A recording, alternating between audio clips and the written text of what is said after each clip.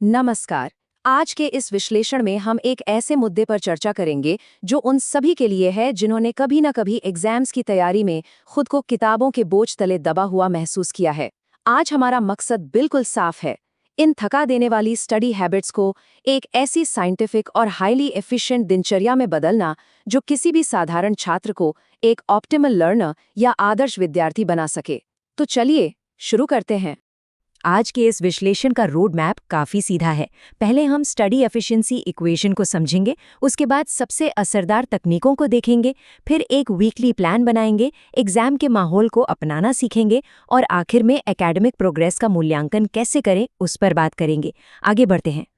चलिए शुरुआत करते हैं पहले हिस्से से, जहां हम एकेडमिक रिजल्ट्स को बेहतर बनाने के लिए एक मजबूत मैथमेटिकल बेस तैयार करेंगे। अक्सर ये माना जाता है कि अच्छे ग्रेड्स लाने का बस एक ही रास्ता है, घंटों तक पढ़ते रहना। लेकिन सच्चाई इसके बिल्कुल उलट है। कैल मैरीटाइम एकेडमी का ये इक्वेशन ध्यान से देखिए।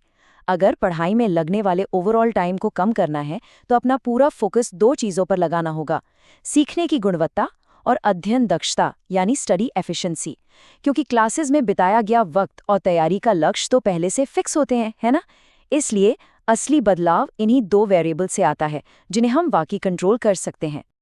अब इस स्टडी एफिशिएंसी को बढ़ाया कैसे जाए? इसका सबसे बेहतरीन तरीका है अपने दिमाग को दो अलग-अलग हिस्सों में बांट देना: प्लानिंग मोड और रोबोट मोड। एक हाईली इफेक्टिव स्टूडेंट अपने काम को इस तरह डिवाइड करता है कि वो प्लानिंग में कम से कम लेकिन एकदम फोकस्ड वक्त बिताए। एक बार हफ्ते का प्लान बन गया तो बस रोबोट मोड ऑन। फिर बिना किसी हिचकिचाहट के और बिना ये सोचे कि अब क्या पढ़ना है, सीधा काम शुरू होता है। सोचिए इससे कितनी एनर्जी बच जाती है। अब आते हैं दूसरे और दिलचस्प हिस्से पर, जहां लर्निंग साइंस के कुछ चौंका देने वाले मेटा एनालिसिस निष्कर्ष सामने आते हैं। सीखने के विज्ञान पर करीब 242 स्टडीज और 1,69,000 से ज़्यादा पार्टिसिपेंट्स पर की गई ये रिसर्च पढ़ाई से जुड़े हमारे सबसे बड़े मिथकों को तोड़ती है। यहाँ सबसे ज़रूरी बात क्या है? जिन तरीकों को आमतौर पर सबसे ज़्यादा पसंद किया जाता है, जैसे हाइलाइटिंग, नोट्स की समरी बनाना या एक ही चैप्टर को बार बार पढ़ना, उनका रिजल्ट सबसे बेकार आता है।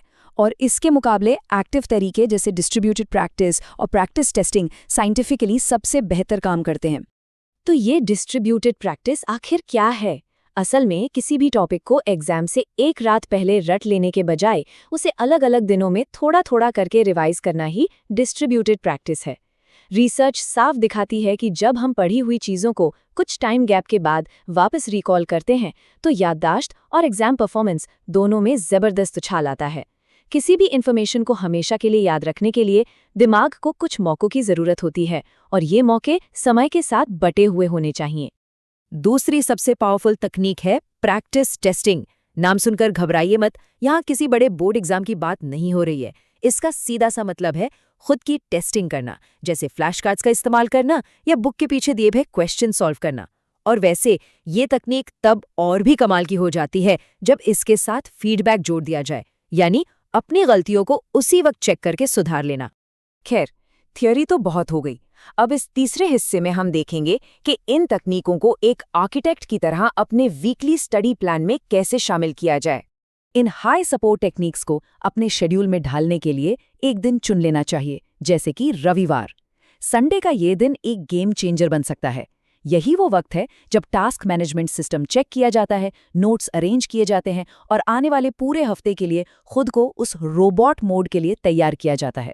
मतलब क्या पढ़ना है इसका फैसला संडे को ही कर ली जाए ताकि बाकी पूरे हफ्ते सिर्फ पढ़ने का काम हो। इस टाइमलाइन से समझिए कि एक नॉर्मल स्कूल वीक में डिस्ट्रीब्यूटेड प्रैक्टिस आखिर दिखती कैसे है। मान लीजिए सोमवार को कोई कॉन्सेप्ट पढ़ा तो बुधवार और शुक्रवार को उसी मटेरियल को प्रैक्टिस टेस्ट्स के जरिए वापस रिकॉल किया जाता है। बीच बीच में दिए गए ये टाइम गैप्स ही इस बात को पक्का करते हैं कि इन्फॉर्मेशन दिमाग में परमानेंटली सेव हो जाए। जब शेड्यूल पूरी तरह सेट हो जाए तो हम आते हैं चौथे हिस्से पर, यानी असल एग्जीक्यूशन।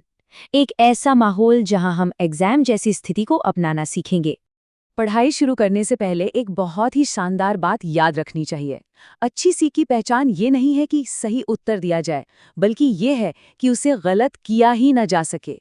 ये सोच हमारी पूरी मेंटालिटी को बदल कर रख देती है, क्योंकि पढ़ाई का आखिर लक्ष्य आने वाले एग्जाम्स होते हैं, इसलिए स्टडी सेशंस बिल्कुल एग्जाम के फॉर्मेट और टाइम लिमिट जैसे ही होने चाहिए। अगर एग्जाम बिना किताबों के और टाइम लिमिट के साथ होने वाला है, तो घर पर प्रैक्टिस भी बिल्कुल वैसी ही करनी पड़ेगी। यहाँ एक्टिव और पैसिव लर्निंग के बीच का फर्क समझना भी बहुत जरूरी है। एक कामयाब स्टूडेंट एक ड्रिल डिजाइनर की तरह होता है। वो खुद को चुनौतियां देता है ताकि उसका दिमाग और याददाश्त दोनों और मजबूत बन सकें। इसके उलट सिर्फ आराम से लेक्चर स्लाइड्स को देखते रहना और ये उम्मीद करना कि जादू से सब याद हो जाएगा, पूरी तरह से पैसिव और बेअसर है। इस पूरे प्रोसेस को थोड़ा मज़ेदार तरीके से समझते हैं। सोचिए कि ये मेगा मैन जैसे किसी वीडियो गेम की तरह है। इन एक्टिव लर्निंग टेक्निक्स को वीडियो गेम के अलग-अलग लेवल्स के रूप में देखिए। जैसे जैसे इन टेक्निक्स को पार किया जाता है, एक नया एकेडमिक पावर अप मिलता है और धीरे धीरे एक ऐसी ताकत तैयार हो जाती है जिससे हराना नामुमकिन सा हो जाता है। अब वक्त है आखिरी और 5वें हिस्से का, जहां हम अपनी एकेडमिक प्रोग्रेस का ठीक से मूल्यांकन करना सीखेंगे। यहाँ एक बहुत ही जरूरी सवाल उठता है, कोई भी निष्पक्ष रूप से अपनी प्रोग्रेस को कैसे नाप सकता है? अक्सर लगता है कि बस ग्रेड्स अच्छे आ गए तो प्रोग्रेस हो गई, लेकिन असली तरक्की तब है जब अपनी स्टडी हैबिट्स, अचीवमेंट्स और अपने काम करने के तरीके का गहराई से विश्लेषण किया जाए। इसके लिए सेल्फ असेसमेंट बहुत काम आता है। लर्निंग लॉग्स बनाना, स्टडी हैबिट्स के बारे में सोचना और अपनी स्पेसिफिक कमजोरियों को पकड़ना, इन सब से प्रोग्रेस सच में मापना आसान हो जाता है।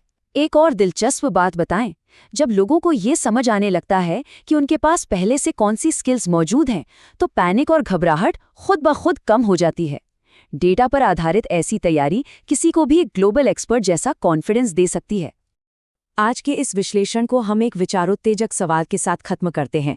क्या हमारी आधुनिक शिक्षा प्रणाली इस बात पर तो बहुत जोर देती है कि क्या सीखना है, पर इस बात को पूरी तरह भूल चुकी है कि कैसे सीखना है? अक्सर सिलेबस तो बता दिया जाता है, पर उस सिलेबस को दिमाग में कैसे रखना है ये नहीं सिखाया जाता। ये सच में सोचने वाली बात है। उम्मीद है कि आज शेयर की गई ये साइंटिफिक और मजबूत तकनीकें पढ़ाई के प्रति एक बिल्कुल नया नजरिया देने में मदद करेंगी। हमारे साथ इस चर्चा में जुड़ने के लिए बहुत बहुत धन्यवाद।